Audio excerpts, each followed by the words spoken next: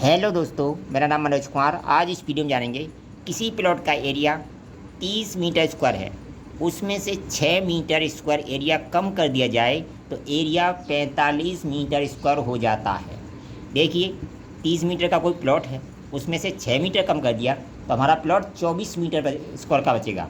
मैं आपको दिखाऊंगा वो 45 मीटर स्क्वायर का प्लॉट बन जाएगा। कैसे बनेगा, इस वीडियो को देखिए जब पूरा। चलिए वीडियो को शुरू करते हैं, ठीक है। अब देखिए, हमारे पास ये कोई प्लॉट है, इसकी आमने सामने की भुजाएं 12-12 मीटर की हैं, ये आमने सामने की भुजाएं 5-5 मीटर की हैं।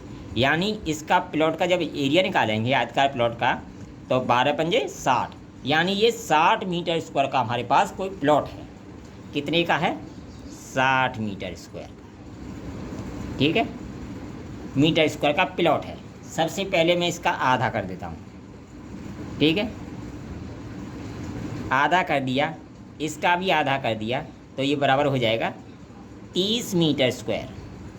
यानी ये भी 30 मीटर स्क्वायर का प्लॉट हो गया, ये भी 30 मीटर स्क्वायर का प्लॉट हो गया, ठीक है।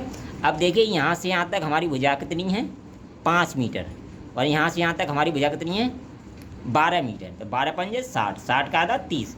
यानी त्रिभुज का जो क्षेत्रफल होता है वो होता है 1/2 आधार गुणा ऊंचाई। तो हमारा दे 1/2, आधार कितना दे रखा है? 5, और ऊंचाई दे रखी है 12।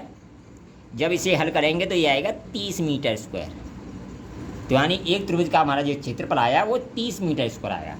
अब मैं इसको इसमें से 6 मीटर कम करके त्रिभुज में से आपको 45 मीटर इसका एरिया बना के दिखाऊंगा। वो कैसे बनेगा, देखिए। यहाँ से हम तक हमारी 5 मीटर है, मैं यहाँ से 2 मीटर पर एक निशान लगा देता हूँ, ये लगा लिया, ठीक है। या इधर से 3 मीटर पर निशान लगा लेता हूँ, और देखिए इधर से मैं 4 मीटर पर एक निशान लगा लेता हूँ, ठीक है। ये मैंने एक निशान लगा लिया, ठीक है। तो ये मैंने इसको मिला दिया, ये इसको मैंने मिला दिया।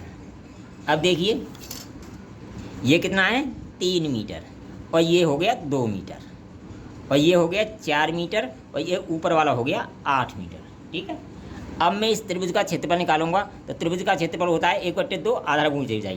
तो 1/2 आधार कितना हमारा? 3, ऊंचाई कितनी है यहाँ से यहाँ तक?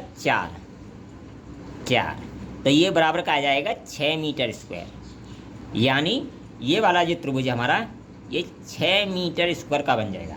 इसको इस त्रिभुज में इसमें कम कर देता हूँ। अब मुझे निकालना है इस प्लॉट का क्षेत्रफल, यानी ये 2 मीटर है, ये 8 मीटर है। अब देखिए, ये 12 मीटर है, ये 5 मीटर है, तो ये 13 मीटर होगी, क्योंकि समकोण त्रिभुज है। इसी तरह से ये 4 मीटर है, ये 3 मीटर है, तो ये 5 मीटर होगी। ये आप अच्छी तरह से जानते हो, ये पाइथागोरस से सिद्ध हो चुका है, क्योंकि कर्णप्रकार का बना वर्ग शेष दो भुजाओं के योग के बराबर होता है। यानी कर्णप्रकार का, यानी इस भुजा से जो वर्ग बनेगा, इस भुजा से जो वर्ग बनेगा हमारा, तो इन दोनों वर्गों के बराबर होगा, इन दोनों भुजाओं के वर्गों के बराबर होगा। ये सिद्ध हो चुका है। तो ये हमारी 12 है, ये 5 है, ये 13 होगी। ये 4 है, ये यहाँ से यहाँ तक 3 है, तो ये 5 होगी, ठीक है। अब मैं इस खेत का क्षेत्रफल निकालता हूँ, ठीक है, कितना आएगा। अब देखिए, जब भी आप औसत लंबाई औसत चौड़ाई से क्षेत्रफल निकालते हैं तो उससे क्या होता है, देखिए। मान लो ये लंबाई कितनी है, तो औसत लंबाई निकाल लेंगे, ठीक है। औसत लंबाई 8 + 2/2 बराबर 5 मीटर आएगी। यह आएगी, क्या आएगी? औसत लंबाई। अब मैं निकालूंगा औसत चौड़ाई, औसत चौड़ाई, ठीक है। तो ये हो जाएगी 5 + 13, या 13 + 5, 5 + 13/2 बराबर आ जाएगी 9 मीटर स्क्वायर। ओ 9 मीटर है ये, ठीक है। लंबाई चौड़ाई निकाली है। तो हमारी, जब मैं इसका एरिया निकालूंगा, औसत लंबाई औसत चौड़ाई से एरिया निकालूंगा, एरिया बराबर होता है लंबाई गुणा चौड़ाई, लंबाई गुणा चौड़ाई के, ठीक है। तो हमारी लंबाई कितनी है? 5 × 9 बराबर 45 मीटर स्क्वायर इसका एरिया आ गया। ये किससे आया? यानी इस वाले का प्लॉट का एरिया कितना आ गया 45 मीटर स्क्वायर। ये किससे आया, औसत लंबाई और औसत चौड़ाई से, ठीक है।